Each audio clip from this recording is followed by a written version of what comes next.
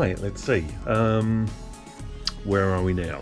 Let's see, we're in my garage again because you can tell there's kayaks in the sky.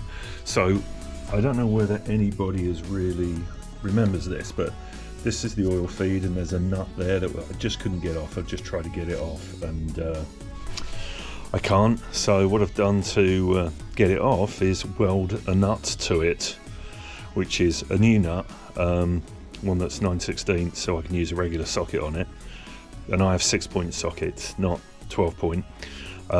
So that should now be able to undo, and the reason I want to get this off is because behind it there are a couple of O-rings, and if I'm heating the engine cases, chances are I've knackered them already. And on past experience with this bike, I'm guessing that there may not be any O-rings in there and it could all be gasket goop, in which case I want to clean it out, because I'm going to show you something else. It's not very clear. But if you look in here, this is what was, yeah, you can't see that at all, can you? Where's the screen? There's a screen somewhere. Here it is, this thing. So this is the sump screen. It is covered, or was covered, in gasket sealant fragments. So they're all in the little cracks. I've tried scrubbing it out with a brush, gaskets. I mean, look at the big globs in there. So the later bikes had a screen that went over the full thing, so you've got gasket, screen, gasket. This is soldered in. Needless to say, it will be coming out. So what I'm going to do with that, I mean, and I'm only showing you this for an instance of what's probably gone in here. I'm going to try and get this off with my 9/16 socket. So I'm just going to position the camera in a decent place, and then we'll have a go. So let's see, new nuts welded on. Let's just see if, oh yeah, look at that. That's the way to do it. And off it comes. It's probably still very hot because it's just been welded. Melted my gloves a bit, and it's got O-rings in there. That looks fairly clean. Look at that. It probably hasn't been butchered because the nut was so knackered.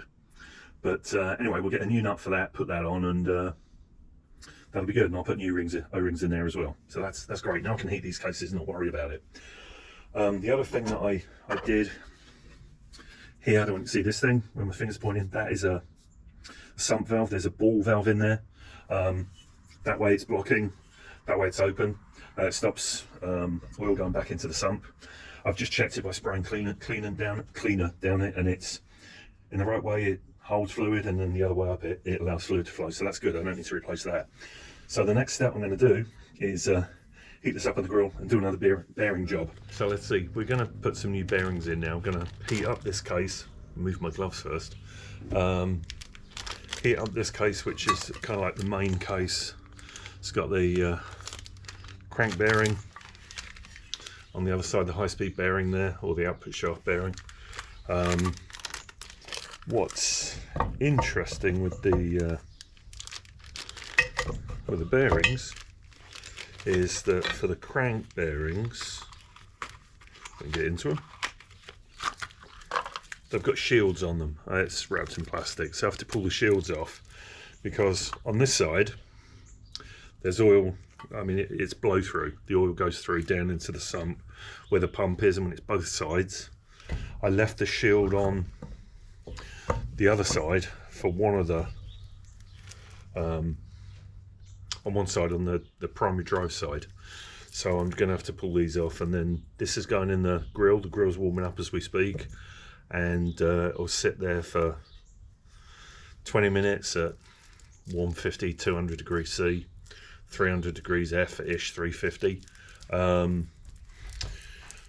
Get nice and hot, and I'll pop both bearings in. So once it's gone in, I'll pull the shields out of this, and then there'll be the mad rush to push the new bearings in, flip it over, and push this guy in. There we go. I should also just make one last pass on the mating surfaces to make sure I've got all the gasket goo off before I throw it in the grill. Right, so while the chain case is warming up, the ever so fancy, beautifully engineered Forged steel conrod has been installed. I installed this 2-3 days ago. It's all torqued up. It's absolutely lovely. I mean, the clearances are just spot on. I love it. So that's really something. I'm pleased to spend the money because it's really good compared to the old one. If in doubt, buy the good stuff. I think that's all I can say, and it's definitely been worth it. So that will be going in shortly.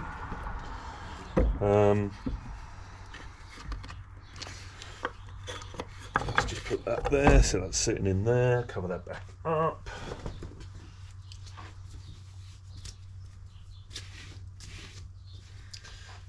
Keep the crap off it.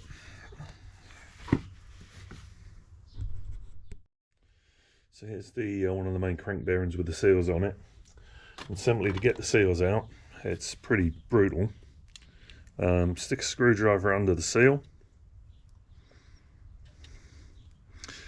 and of course you can't see what I'm up to. Off they come.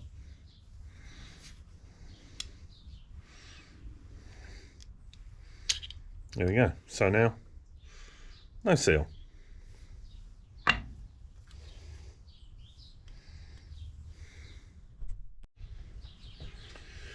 So while I'm waiting for the crankcase to smooth up, here's the sump plate. It had a mesh filter in it. I showed you that to you earlier. I warmed it up with a blow lamp. The solder melted. Just pulled it out, wiped it out to get rid of all the solder. And I just thought I'd surface it. I don't know what you can see, but it's barely touching there. Everywhere else is going really nicely. That's not so good. I'll just keep going until I've got a nice ring all the way around. 150 grit paper. It's probably a bit coarse.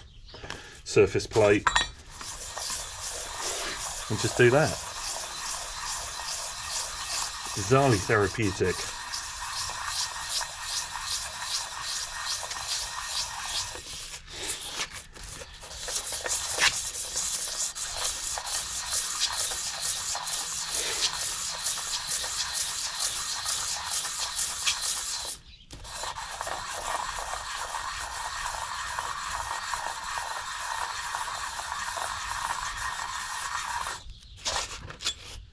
And then you see it's just starting to, on this edge, it's just starting to flatten out there. So there's a lot more of that to be done, but it's pretty dull to watch, so I'll stop now.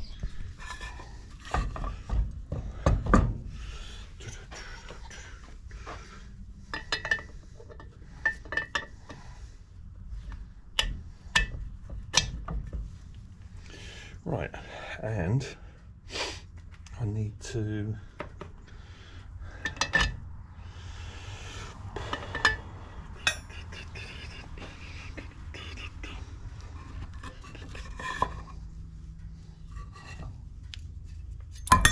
shit, that's not good.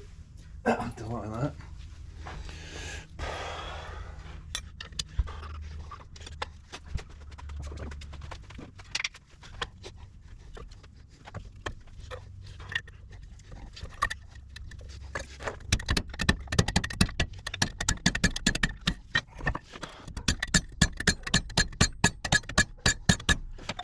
Well, that was a little fraught. The transmission bearing came out when I was doing it, so I had to ease it in there. You saw me ease it in with a wooden drift. It got in some of the way, and then it was so close to being there, I just thought I'd just give it a little bit of a push. So that's all there. I'm going to let this cool down. I'm guessing the case is, all the weight is on the crank bearing, so that's being held in. I don't really want to move it now because I know this thing's cooling down as the transmission bearing. You saw there, it's was a little bit of a push at the end.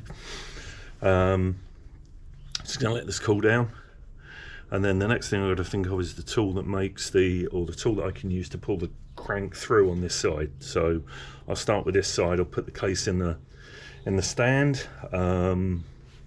I could stand it. Well, no, I'm just going to let it cool down. So we'll do that. We'll put the stand back on, put the put the case in that, and then knowing that everything's clean, we will start putting this little puppy back together, which is quite exciting. All right. Hey. So here we are. We've got the makings of some tooling now to pull the crank in. Also got my Whitworth socket set delivered today, which is great. So I've got sockets and wrenches now of my own. I've got 1-inch pipe nipple, 1/2-inch pipe nipple, some bolts, some other stuff. It's going to be the puller that pulls the crank into the bearings on the chain cases. So there's going to be some fabrication involved. Well, we'll check out this is the right size. It may or may not be, but we'll try it out. I've got a feeling it may not be quite big enough, in which case I've got to grind some stuff down, but it'll be good. So going to be doing a little welding, trying to make the tool. This is the inner piece. There's a nut. See, there's a nut there. There's a piece of tubing here. That's going to screw onto the crank. Then there's a sleeve, which we made out of this big nipple that slides over against the bearing, and then we'll pull back and pull the crank through the bearing. That's the plan. This is the first part of the fabrication of the tool. Let the welding commence.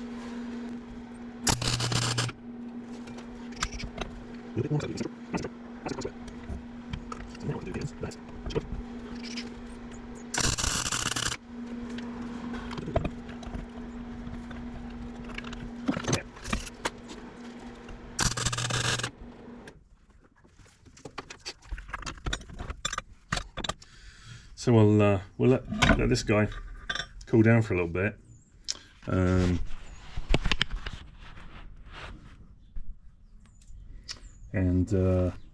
Once it's cool, I'll file the edges off, make sure it slides inside that thing. So it does that. Oh, it slides in there anyway, so maybe there's not too much to pull off, but I'll clean it up, and then we'll figure out the length. Okay. We'll figure out the length and cut this accordingly, flatten it off, put a cap on, put a knot on, pull the crank through. That's the plan. A little bit more welding. Unfortunately, it's snowing outside, so my bikes are getting wet. You can just see them in the background. So after this little job, this will probably be it for today. But thanks for watching.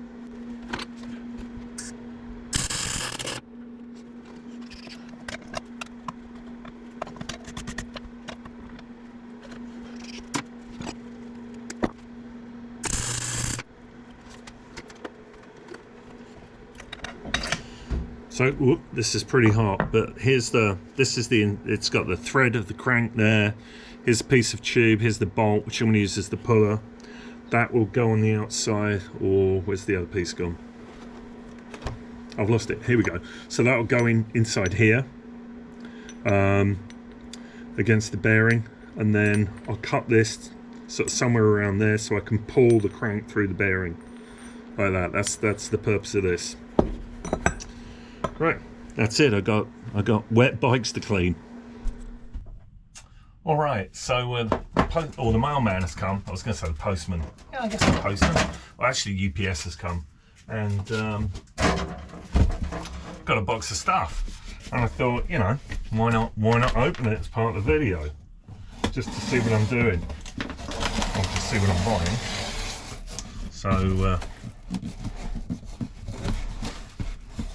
This is good, I can't open the bloody box.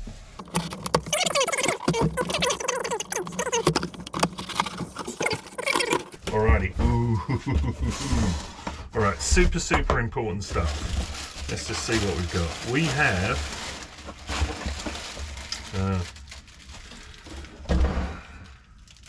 gaskets, thermal block for the carburetor, rubber bung. Really important is the screen. There's the sump screen in there as well. And then because the box is so big, I really don't like the stock handlebars. So I've got a set of motocross bars that have got a nice pullback to them. They're very much like the Western bars on my Bonneville. So they're not as high.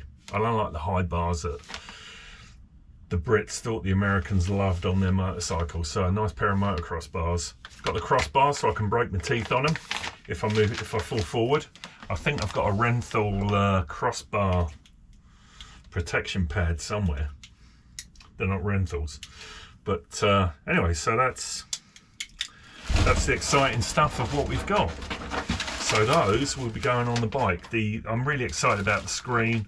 I also got a new scavenge valve that I've realised that I really don't need, and possibly not enough O-rings for the sump piece. And a BSA gasket kit, sorry, BSA, an Amel carburetor gasket kit for when I rebuild the carb. So there you go, exciting stuff. Time to get back to work. Alrighty, let's see where we are. I've been making a puller to pull the crank onto pull the crank through the bearings. So I think I've got it to a state where it's fairly finished, and I'm just unscrewing the end of it now. So what I've got is, when you can see that, I've got a nut, piece of tubing, a bolt screwed on. I've got a cunningly cut piece of tubing, which I measured bearing, so I screwed this on the crank. The nut screws onto the crank end like that, and then the bearing's about here. Put this over, put the nut on the end with a suitable washer spacer. There goes the nuts and the washers, and I've got a nice spacer that goes over the end. It floats, so just to take out any looseness, and then I pull this and it pulls that in. That's the plan.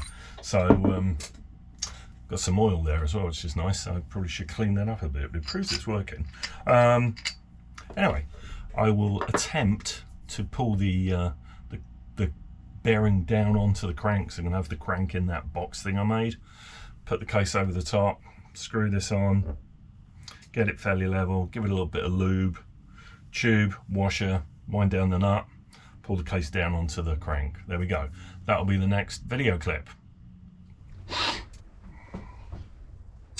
Right, you catch me back in the shed, and I kind of got ahead of myself again because I'm actually pulling the crank into the chain case bearing. So I set the tool up, started to wind, and then realised that, hey, I should video this. So this is what it looks like. The crank's here, sitting on the wooden box, chain case is on top. This is the bearing puller, and I'm just going to hold the crank still, wind on this, and it'll pull the crank all the way into the bearing.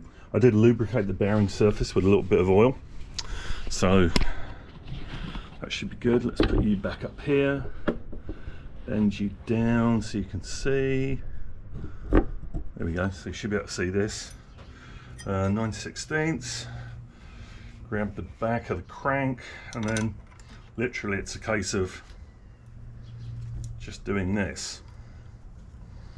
There we go, and it's nearly there actually. Is it nearly there? It's pretty nearly there.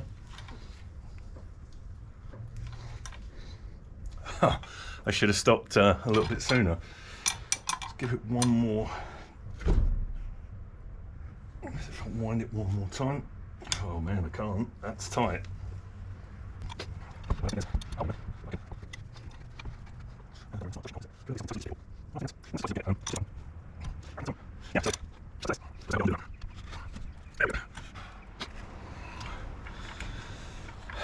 So that worked out really well.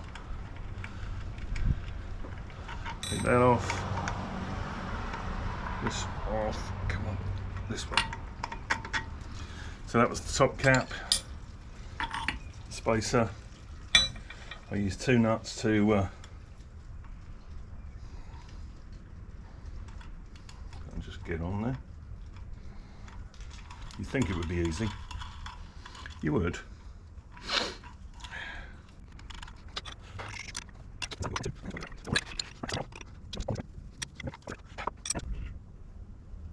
Carefully lift this up, finger on the, I'm going to have to protect the com rod, but that's in there. So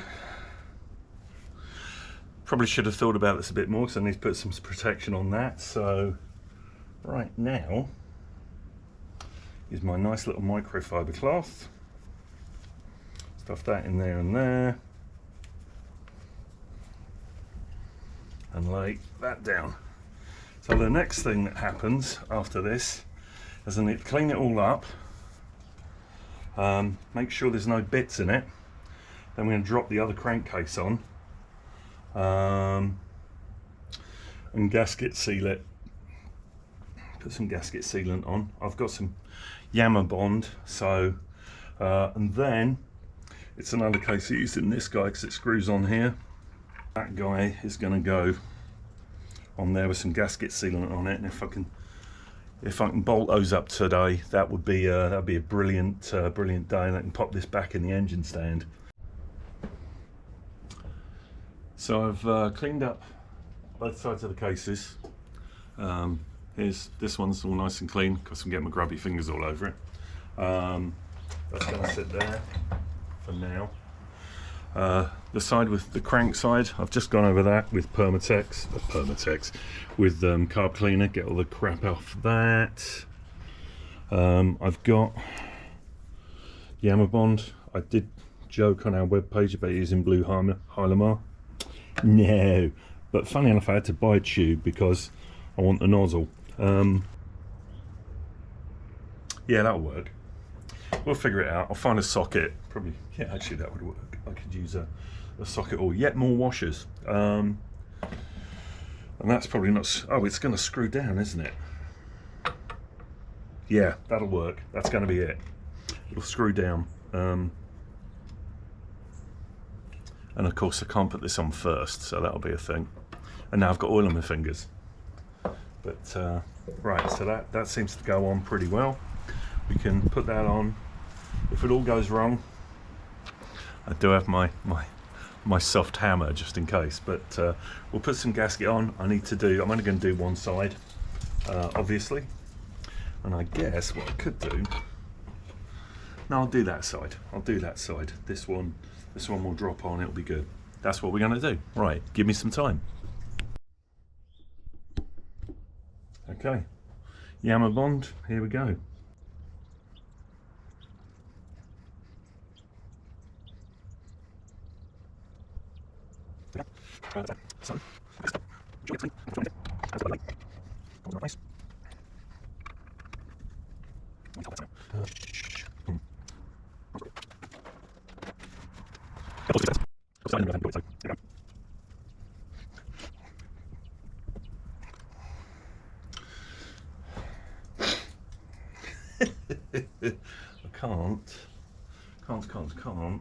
Can't hold the crank rod in that position.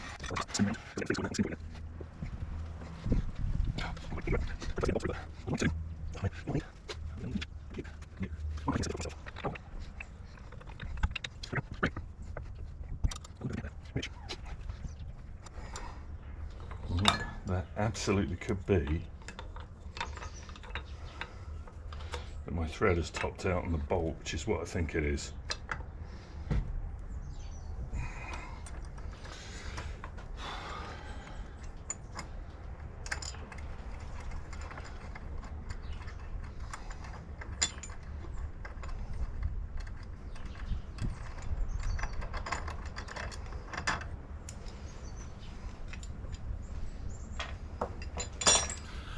I'm going to get myself a spacer and carry on. So just getting it home, and I missed.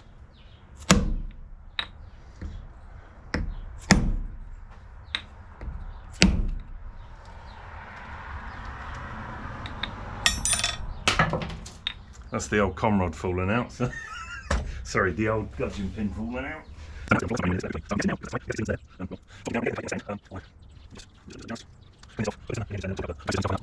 need to go and find the nuts and bolts, and we'll talk everything up, pop, and then let it sit, and that's a great start to the day. So it's taken me a little time to find the crankcase bolts.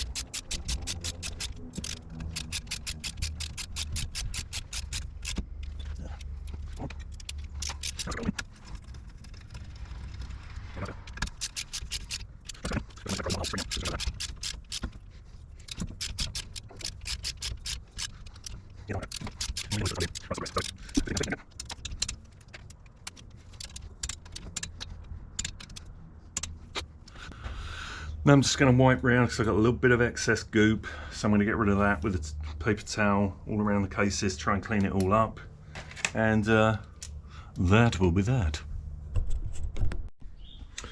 Right, so it's day 2 after putting the cases together, and I've just put a little bit of plastic metal in. I don't even see it, just there, just the end of my finger. If I go in the case, here's that dark piece. That's plastic metal because there was a punch through. Either a screw got pushed through, or when something broke and it wasn't very good in there. So to stop oil coming through the hole, I've just put that in. And I'm also just sort of trying out the oil pump gasket. It should go on. It needs a bit of lubricating. I've got to dress it with grease off of the pump up, and it should be good.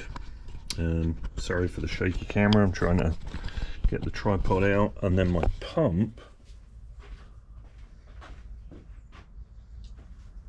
the oil pump, is now pretty free to move actually, which is nice. It's a little bit of resistance there, but I can do it. It's constant with my fingers, so you know, that's good. So that's the next thing to go on. So that will go on there. Well, you can't see that, can you? Anyway, that will go on. We'll torque that down, put the timing gear on, then put the cam followers in there, and then the cam itself, and then we're ready to put the rest of the gearbox unit on. That'll require the case coming off the stand so I can flip it over, because there's some clearances I want to check, and before I do all of that, obviously this little thing's got to dry. So that's what's next.